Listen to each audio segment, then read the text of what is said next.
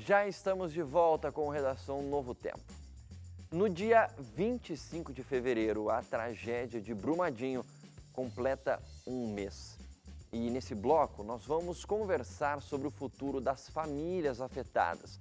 Vamos falar o que foi resolvido até agora e ainda vamos relembrar o rompimento da barragem no distrito de Mariana, que aconteceu há 3 anos.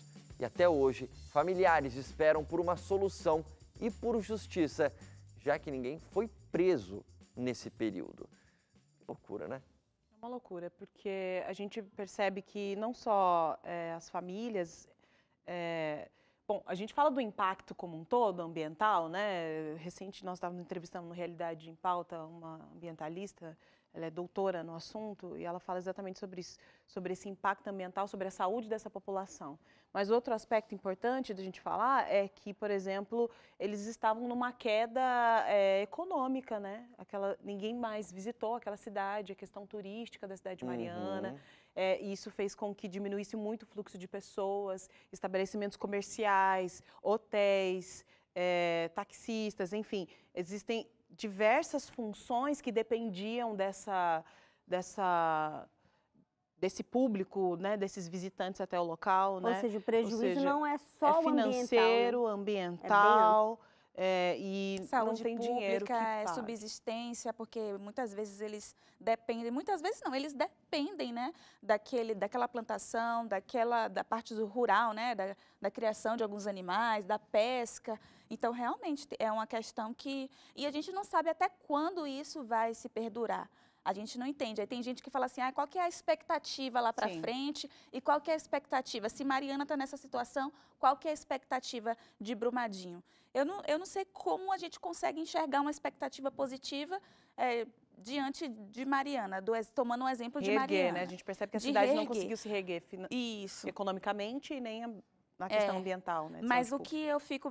Aí do outro lado vem assim, agora... Porque Mariana, a gente teve um número menor de vítimas fatais. Hoje a gente tem um número muito maior, a gente teve uma grande repercussão. Isso afetou completamente, comoveu todo o país. Assim, acho que pegou Mariana, somou Brumadinho, acho que agora a comoção está tão grande, as pessoas estão cobrando tanto, que eu acho que a gente até, por esse lado... Pode ter uma perspectiva mais positiva, né? Isso, mas assim...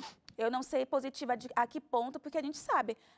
Até hoje, se a gente for cavar lá em Mariana, a gente vai ver problemas ambientais, a gente vai ver, agora mesmo, a Samarco e as duas acionistas, né, a Vale e a BHT, eles gastaram mais de R$ 1 bilhão em indenizações. Que para a gente, 1 bilhão parece muito. Mas tem um monte de família aí que ainda não recebeu benefício nenhum. Para a gente ter noção, a área onde vai ser construída as casas para eles serem realocados, ainda nem começaram a construir essas casas. Então, eu acho que agora, no meio dessa discussão toda, o Brasil vivendo, acompanhando aí essa história, o que a gente espera é que todo esse debate, essa discussão, assim, essas críticas possam fazer com que o negócio avance para ajudar essas famílias. O que me chama muita atenção é que se passaram 3 anos da tragédia de Mariana... E aí, nesse método comparativo, você fica pensando assim, será que vai acontecer a mesma coisa com Brumadinho, como você falou?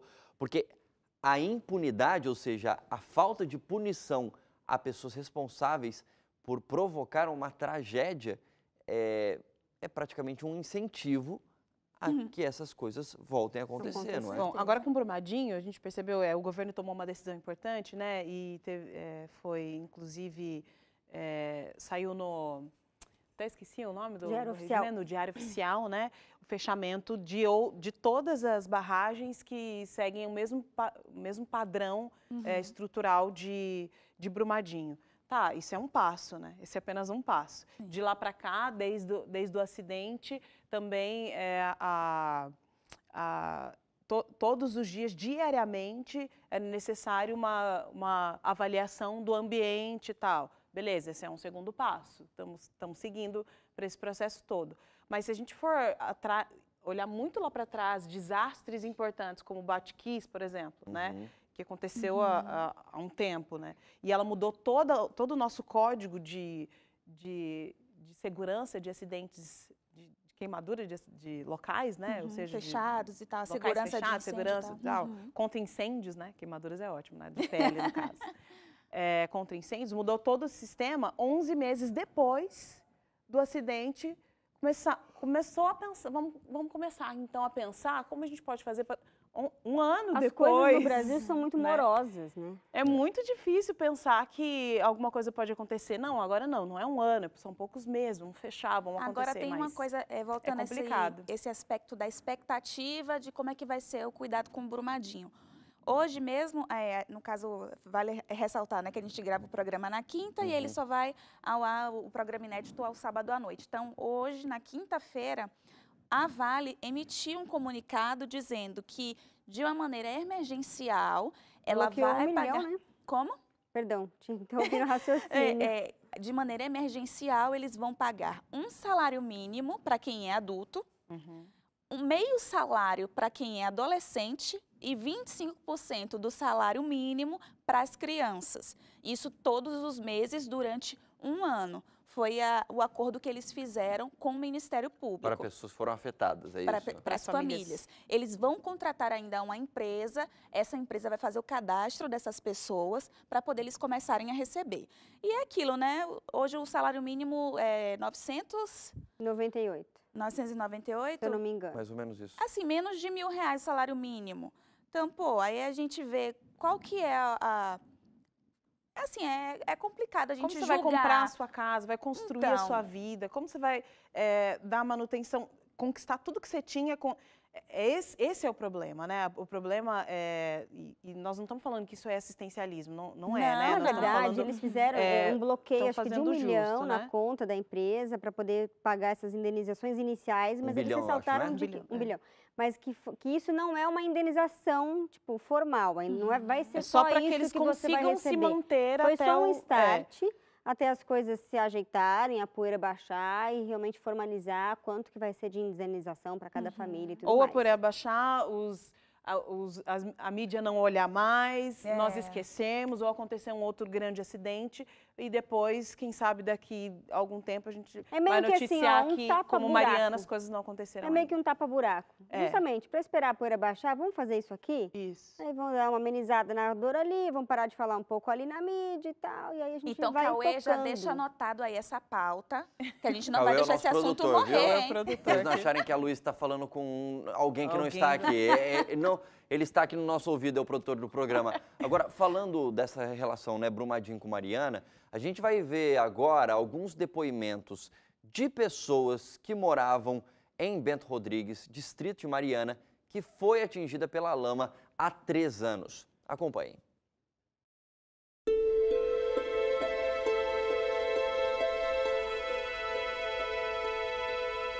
Perdemos tudo, nós perdemos nossa casa, perdemos nosso quintal, as plantas que a gente tinha. Igual na minha casa eu tinha mamão, eu tinha laranja, eu tinha banana, cerola, pesco, tudo eu colhia na minha casa. Levei 2 anos para pegar o cartão benefício meu, mas peguei, para reconhecer o direito que eu tinha, da perda que eu tive, né? Foi reconhecido, levou 2 anos, mas saiu. E aí, vamos começar do número 1 ao número 100. Então, o número 1 recebeu o cartão, o número 2 não. O 3, o 4 e o 7 recebeu. O 5, o 8, o 11 e o 13 não. A gente tá sofrendo, sabe? Porque as percas que a gente teve, o jeito que a gente tá, isso não poderia ter acontecido. Na lavoura eu acho que eu vou me sentir igual eu tô me sentindo lá mesmo. Eu acho que eu vou custar me adaptar. Eu vou estar sempre achando que eu tô na casa dos outros. O jeito tudo que você tinha, voltando de novo os plantios de legumes, de laranja, de pomada, de tudo que a gente tinha, tirando o leite novamente, a gente vai voltar naquilo que era. A esperança nossa é essa.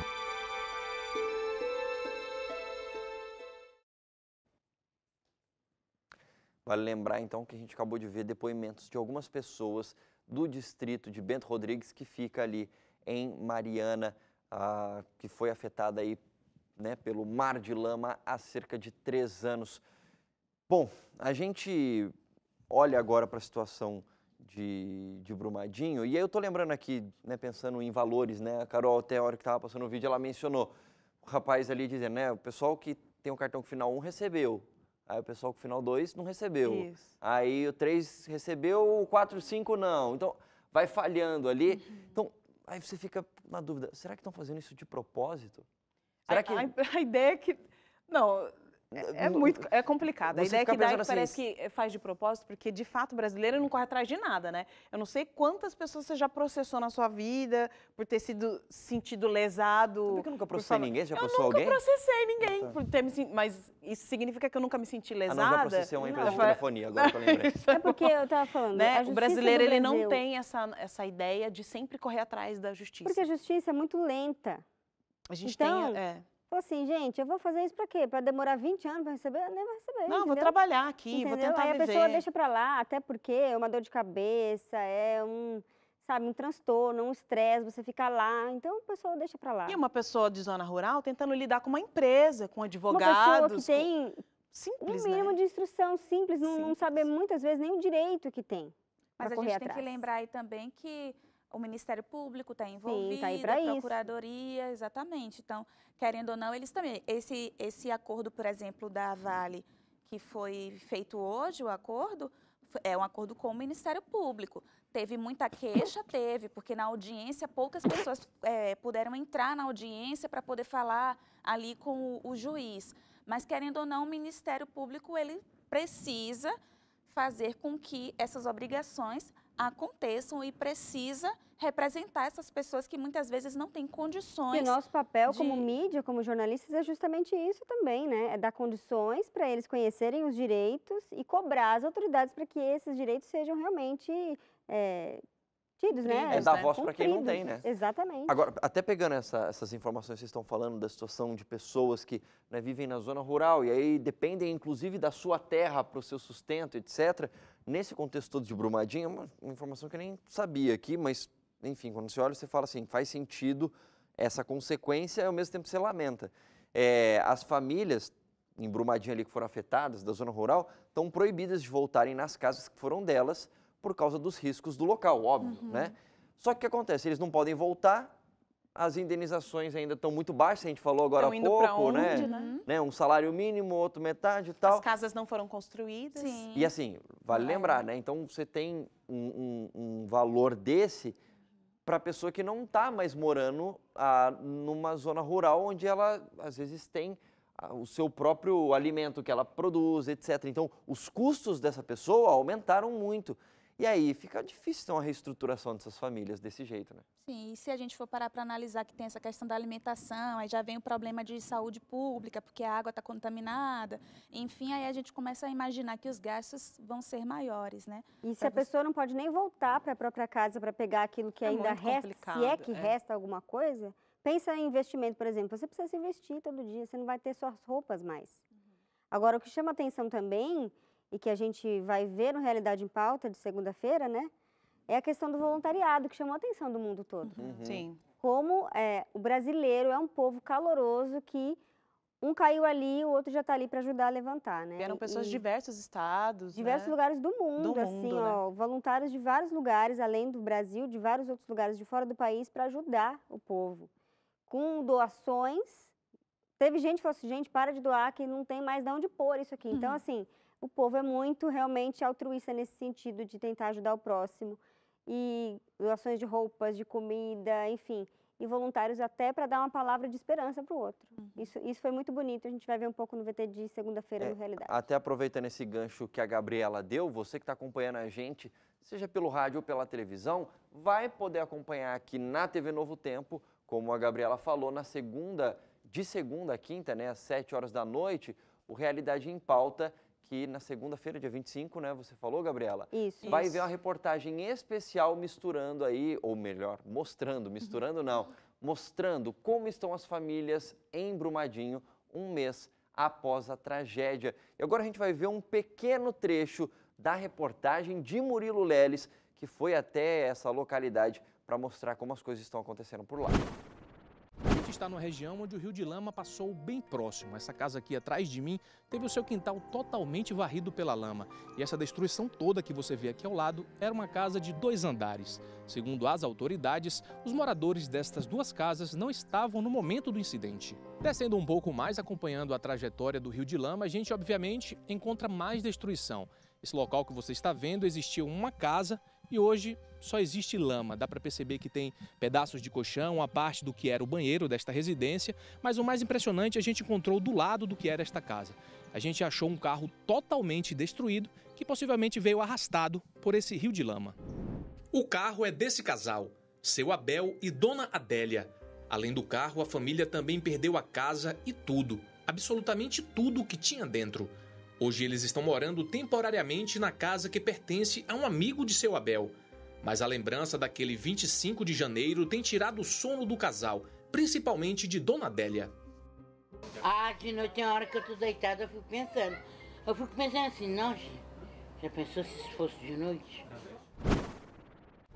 Pois é, isso aí você acompanha a partir de segunda-feira, 7 horas da noite, no Realidade em Pauta, apresentado por Carol Félix. Tem mais coisa além disso que a gente viu aí nesse breve material do Murilo, Carol? Esse programa está bem emocionante, né? São histórias, o Murilo conseguiu histórias marcantes, como essa que você viu aqui agora. No estúdio nós vamos ter a Danila Torres, que é doutora em preservação ambiental, então ela tem muita experiência, ela vai falar muito sobre impacto ambiental e sobre as consequências disso tudo, não apenas para aquela região. Pode ser que você está muito longe de Minas, pode dizer, isso não vai ter impacto nenhum, mas não, ela vai falar de impactos para a saúde pública nacional, ou seja, você está distante desse problema, mesmo assim, pode ser que chegue até você e com certeza vai chegar até nós isso. E ela falou também dessa importância de como esses problemas, essas crises e acidentes ambientais, né, eles têm problemas acumulativos, ou seja, cada acidente ambiental que acontece acumula o número de problemas, aumenta, e ela conseguiu trazer para a gente alguma coisa bem de forma superficial, né? A gente tem pouco tempo de conversa, mas tem coisas que eles ainda nem sabem o que pode acontecer, a gente não tem ideia. E só lembrando da questão da assistência social, que vai ser mostrada nessa série também, mostra um pouco do trabalho da Agência Adventista de Desenvolvimento e Recursos Essenciais, a ADRA, é isso, né, Gabriela? É isso mesmo, a ADRA contribui, fez um trabalho lindíssimo, eles são super rápidos em agir assim, nesse tipo de emergência. Eles já começaram a atuar no dia seguinte da tragédia e em poucos dias chegou uma carreta lá, equipada com uma lavanderia industrial, para poder lavar as roupas das pessoas, porque uma roupa cheia de lama, ou você joga ela no lixo, porque tirar aquela coisa que impregna é difícil, né? Então eles fizeram um trabalho muito bonito, ficaram um longo período lá, não só com essa questão da lavanderia, mas também com a questão de alimentação. Tem uma cozinha industrial dentro dessa carreta que conseguiu alimentar várias pessoas também. Então, foi um trabalho muito bonito, em conjunto com várias outras ONGs que atuaram de maneira assim, fantástica, dando assistência que aquela população precisa. Tudo isso você acompanha a partir de segunda-feira agora, dia 25, 7 da noite, no Realidade em Pauta. Ia falar alguma coisa, Luiz? Não, é que eu fico emocionada, assim, de ver essa solidariedade, é uma coisa muito bonita. Às vezes a gente pensa assim, nossa, uma máquina de lavar industrial para lavar roupa, o que é isso? Mas, cara, numa situação em que você perde tudo, às vezes você só tem aquela roupa do corpo. Uma coisa tão básica, às vezes a gente faz no automático, vou lavar uma roupa. Mas você vê, né, o nível da destruição, que uma simples lavagem de roupa pode fazer total diferença na vida de uma pessoa. Pois é, muito bem, a gente vai para mais um intervalo. E agora, no próximo bloco, você vai ver a gente falando aqui um pouquinho sobre um estudo que mostra que professores acreditam que a inteligência é algo difícil de mudar nos alunos. Meio estranha essa frase, não é? Tá querendo entender o que é isso? Fica ligado com a gente, Redação Novo Tempo volta já.